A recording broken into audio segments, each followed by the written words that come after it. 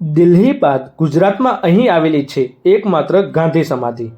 રાજઘાટ દિલ્હી બાદ કચ્છ જિલ્લાના આર્થિક પાટનગર ગણાતા ગાંધીધામ શહેર નજીક આદિપુર ખાતે ગુજરાતની એકમાત્ર ગાંધી સમાધિ આવેલી છે, જ્યાં મોટી સંખ્યામાં પ્રવાસીઓ ગાંધી સમાધિની મુલાકાત લેવા આવે છે.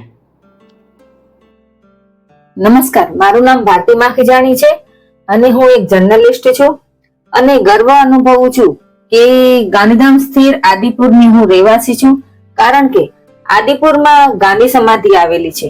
ગાંધી સમાધિની વાત કરવામાં આવે તો સમગ્ર દેશમાં ફક્ત 2 જ સ્થળોએ ગાંધી સમાધિ છે.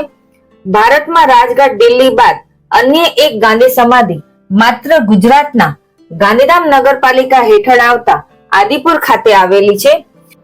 રાષ્ટ્રપિતા મહાત્મા ગાંધીના અવસાન બાદ તેમને દિલ્હીના રાજઘાટ ખાતે અગ્નિ સંસ્કાર કરવામાં આવ્યા હતા, જે બાદ ગાંધીધામ શહેરના સ્થાપક ભાઈ પ્રતાપ મહાત્મા ગાંધીની અસ્થિને ગુજરાત લાવ્યા હતા અને કચ્છ જિલ્લામાં અહીં અસ્થિને પધરાવીને ગાંધી સમાધિ બનાવી હતી.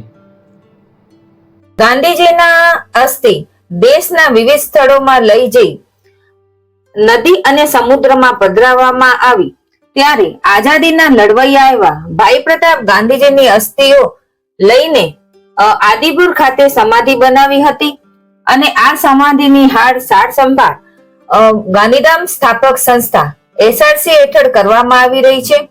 રાજઘાટ દિલ્હી બાદ આદિપુરમાં જ્યારે ગાંધી સમાધિ બનાવવામાં આવી ત્યારે તે સમયના વડાપ્રધાન જવાહરલાલજી નહેરુ, મોરારજીભાઈ દેસાઈ, ભાજપના રાષ્ટ્રીય નેતા લાલકૃષ્ણ આડવાણી, પૂર્વ મુખ્યમંત્રી કેશુભાઈ પટેલ જેવા મહાનુભાવોએ આ સ્થળની મુલાકાત પણ લીધી હતી.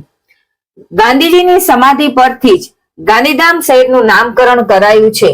કોઈ જમાનામાં ગાંધીધામ શહેર એક બંજર સ્થળ તરીકે ઓળખાતું હતું, પરંતુ આજે આ જ ગાંધીધામ શહેર દેશના ઇકોનોમિક શહેરોમાં એક ગણાય છે. હાલ સિંધુ રિસેટલમેન્ટ કોર્પોરેશન દ્વારા ગાંધી સમાધિની સાર સંભાળ રાખવામાં આવે છે. ગાંધી સમાધિ ખાતે જવાહરલાલ નહેરુ, લાલકૃષ્ણ આડવાણી, મોરારજી દેસાઈ, કેશુભાઈ પટેલ સહિત અનેક દિગ્ગજ નેતાઓ અહીં આ ગાંધી સમાધિની મુલાકાત લઈ ચૂક્યા છે.